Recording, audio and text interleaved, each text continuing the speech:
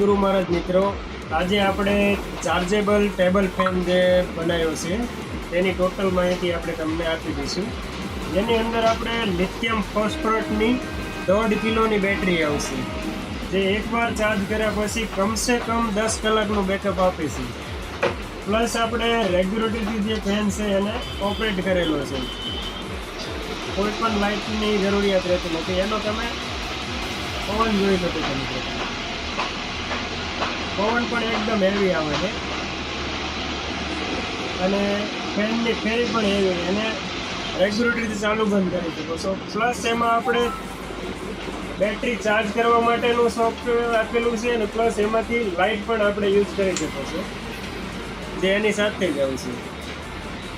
એકદમ heavy light છે, જે 12 વોલ્ટની ટ્યુબલાઇટ છે, જે એના ઉપર બેકઅપ તમને કમસે કમ 18 કલાકનું બેકઅપ આપશે, જે તમે લાઇટ ચાલુ રાખશો નથી.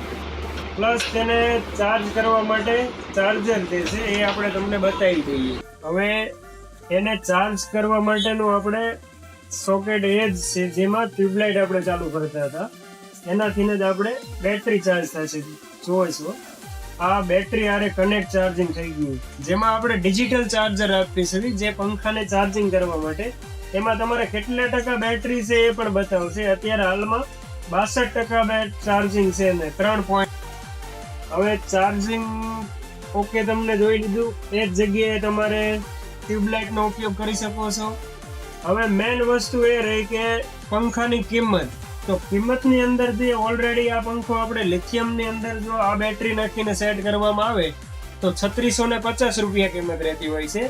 પણ કદાચ કોઈ બેકઅપ નીચું જોતું હોય ને 3 થી 4 કલાકનું બેકઅપ માટે કદાચ કોઈને યુઝ કરવો હોય તો 4 કલાકના બેકઅપ માટે આપણે એપિક કંપનીની 1214 mAh જે લિથિયમ નથી પણ એસિડિક બેટરી જે માર્કેટની અંદર મળતી હોય છે, એનો ઉપયોગ કરીને તમે પંખો ફેરવો હોય તો 4 કલાક જેવું બેકઅપ આવશે. એ તમને ખાલી 2150 રૂપિયામાં મળી જશે.